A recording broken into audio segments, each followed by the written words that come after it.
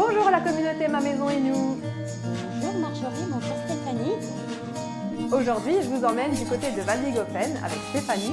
Nous allons repeindre des murs pour créer une nouvelle ambiance et on va vous montrer comment faire.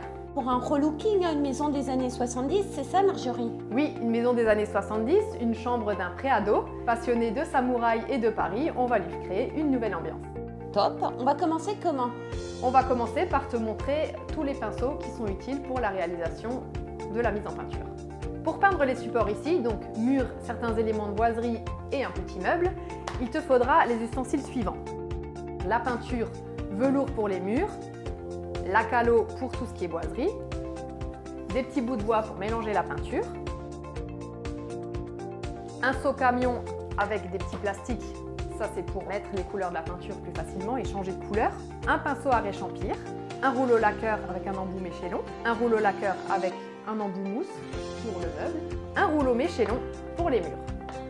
Il nous faudra également un pistolet et un tube d'acrylique. La première étape, c'est déjà d'appliquer la peinture et de créer les réchampis. On fait tout le tour du mur pour que les bords soient bien propres. Le fait d'avoir fait un joint acrylique nous facilite l'application puisque du coup on peut y aller un peu plus franco. Ça demande un temps de préparation. Néanmoins, ça permet de gagner du temps par la suite. Quelques conseils aussi quand on peint. Il faut prendre le temps, il faut avoir les bons pinceaux, c'est la base. La peinture, comme tu le vois, en une couche déjà, elle couvre quand même assez bien. Donc là, on va peindre le mur. J'ai fait les réchampis. Le rouleau, je l'ai passé sous l'eau, donc il est humidifié. Il faut bien imbiber le rouleau de couleur.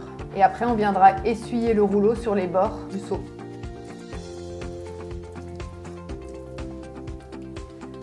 On est parti.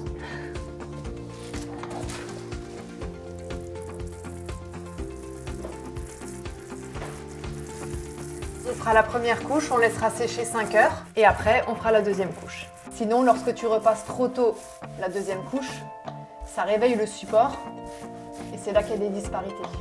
Ça a l'air d'être un jeu d'enfant. Mais tu vois, finalement, d'appliquer la couleur, c'est hypnotique. Ça détend. On incite tout le monde à repeindre à la maison. Nous sommes sur des peintures écologiques. Encore une fois, ça ne s'applique pas comme une peinture solvantée. Le résultat est tout aussi harmonieux qu'une peinture solvantée. Et tu vois, finalement, le rouleau, je l'ai trempé pour l'instant qu'une fois sur toute cette zone. Elle s'applique parfaitement bien, facilement. Elle n'a pas d'odeur particulière. Tu l'as constaté aussi avant pour la laque à l'eau, sans vraiment quasiment rien.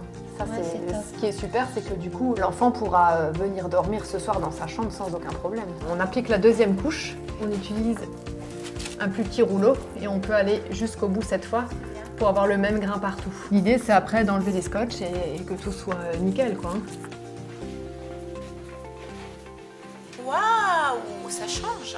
Nous avons ajouté une touche de déco avec des accessoires grâce à la boutique Carbel Déco à Guebwiller. Marjorie, qu'est-ce que tu peux nous dire de cette chambre? Pour créer l'ambiance, j'ai choisi 2 teintes qui sont Plaisir de jaspe et Or tourmaline. Le mot pour la fin, qu'est-ce qu'on peut dire Marjorie pour inciter les gens à mettre de la couleur à la maison parce que ça fait un bien fou. Ça fait un bien fou et une ambiance, c'est assez simple à créer. Il suffit d'enlever des barrières parfois et de se faire plaisir. Vous pouvez trouver les peintures Pod Paint sur www.pod-paint-shop.fr. Et si vous avez besoin d'un conseil déco et d'être aiguillé, L'adresse c'est contact@pod-paint.fr. On se fera une joie de vous répondre. À bientôt. Très vite. Ciao. Au revoir Isabelle. À bientôt, merci. À bientôt.